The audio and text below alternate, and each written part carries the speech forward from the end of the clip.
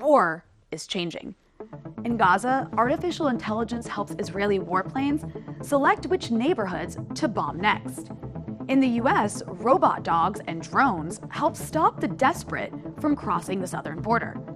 But the biggest change of all is the one least talked about, the privatization of war. In Ukraine, at least 20,000 foreign mercenaries from 50 nations are said to have joined the fight against Russia. And it's not just Ukraine. From Yemen to Sudan, Syria to Nigeria, tens of thousands of guns for hire now fight on behalf of foreign powers. A hidden global war that gets little media attention, but one with profound implications. There's a forgotten story that helps explain how we got here.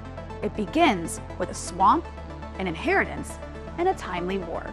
Ingredients for what would become the largest privatization drive in military history. This is the story of Blackwater and the rise of the secret mercenary armies that have pushed warfare into the shadows.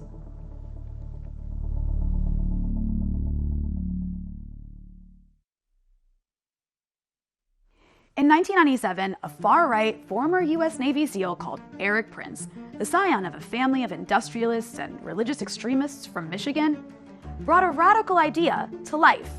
In a vast swamp on the Virginia-North Carolina border, he funded the most advanced private training ground for military, security, and police forces anywhere in the country and the world. The business could not have arrived at a better time. Just 4 years later, George W. Bush entered the White House. Under the guidance of neoconservative ideologues like Defense Secretary Donald Rumsfeld and Vice President Dick Cheney, the Bush government embarked on the most radical program of military privatization in history. The U.S., Rumsfeld said in a 2001 speech at the Pentagon, faces an adversary that's, quote, one of the world's last bastions of central planning. It governs by dictating 5-year plans.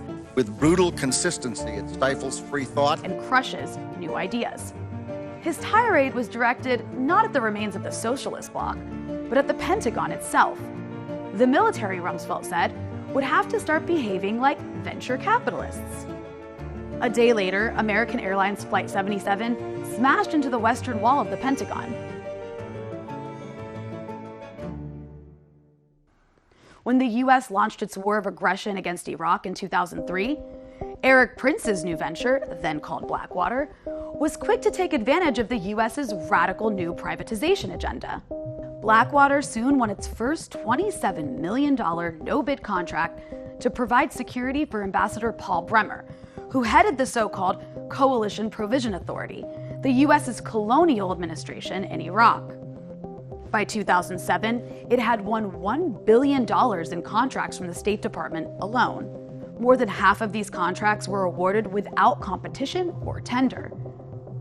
In just a few years, the secretive institution emerged from its swamp to become one of the most important players in the so-called War on Terror. This was a marriage of convenience. Private companies are not required to report deaths and injuries among their mercenary forces. And they even enjoy greater impunity than the lawless U.S. military itself. On September 16, 2007, the world witnessed that impunity. At around noon, a Blackwater convoy of 4 armed vehicles arrived at Baghdad's Nisar Square. Soon, the mercenaries opened fire on unarmed civilians passing through the square in their cars. Panicked, the Iraqi drivers began to flee the scene, but the mercenaries shot at the fleeing cars. In all, 17 civilians were murdered, and more than 20 were injured in what some have called Baghdad's Bloody Sunday. The Iraqi government called the attack an act of deliberate murder, but Blackwater insisted that it acted in self-defense. The State Department backed them up. Not long after the massacre, Erik Prince testified to Congress. Remarkably, not a single question was asked about Nisar Square.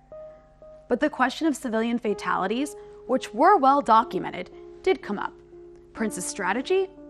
Denial. The people we employ are former U.S. military law enforcement people that have sworn the oath to support and defend the Constitution against all enemies, foreign and domestic. Then added, They bleed red, white, and blue. After the Nisar massacre, Prince's ambitions grew further still. he announced that Blackwater would now become a full-spectrum initiative and began to bid for new Pentagon contracts. In the years that followed, Blackwater established a new mercenary operation staffed by soldiers from all around the world, an intelligence agency staffed by former CIA operatives, an aviation division with dozens of aircraft, and even a line of armored personnel carriers. When the US flew suspected terrorists around the world to so-called black sites, Blackwater's flight records matched those of known torture camps, suggesting that it played a role in the kidnap and torture program. Blackwater came to recruit mercenaries throughout Latin America, often recruiting former fascist foot soldiers who themselves took part in campaigns of torture and massacre.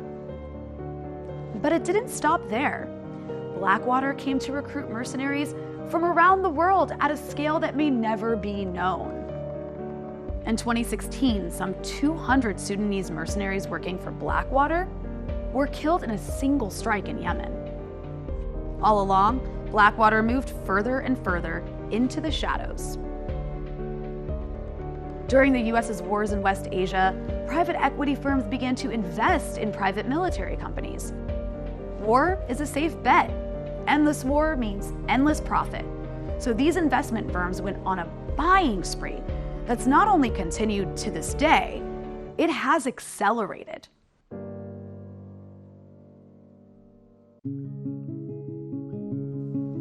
According to research by the Stockholm International Peace Research Institute, private equity firms were responsible for 42% of all takeovers in the US private defense sector in 2019. These funds face no requirement to disclose the financial status of their purchases. Through them, entire armies disappear into black holes where their size or activities can no longer be traced.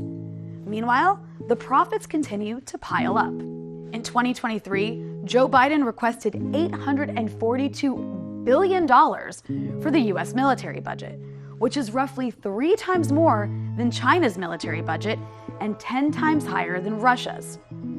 Based on figures in previous years, over half of that money is likely to have gone to private contractors. Blackwater, which is now rebranded as Constellus Holdings, is among them. The new company brings together a range of private mercenary companies with other dull names like Triple Canopy, Tidewater Global Services, National Strategic Protective Solutions, and International Development Solutions. All are owned by Apollo Global Management, Inc., a private equity giant based in New York City, which bought Constellus in 2016. From the tunnels of Gaza to the streets of Raqqa, we often hear whispers of mercenaries fighting on behalf of the US. But how many wars are these private armies really involved in? How large will these corporations become in the future? What's their political reach? Who decides where they fight, and when, and against whom? Blackwater's legacy means that the answers to these questions may long remain hidden. War has been pushed into the shadows. Accountability has been eroded so deeply that the US can deny its active involvement in several wars of its own making. In many ways, we knew where we were headed. In 1961, US President Dwight D. Eisenhower issued an ominous warning in his farewell address about the grave implications of the untrammeled growth of the military-industrial complex. Quote, "The potential for the disastrous rise of misplaced power exists and will persist. We must never let the weight of this combination endanger our liberties or democratic processes. We should take nothing for granted. Only an alert and knowledgeable citizenry can compel the proper meshing of the huge industrial and military machinery of defense with our peaceful methods and goals, so that security and liberty may prosper together." This misplaced power has now grown beyond all reasonable proportions. It won't rein itself in. The question is, who will?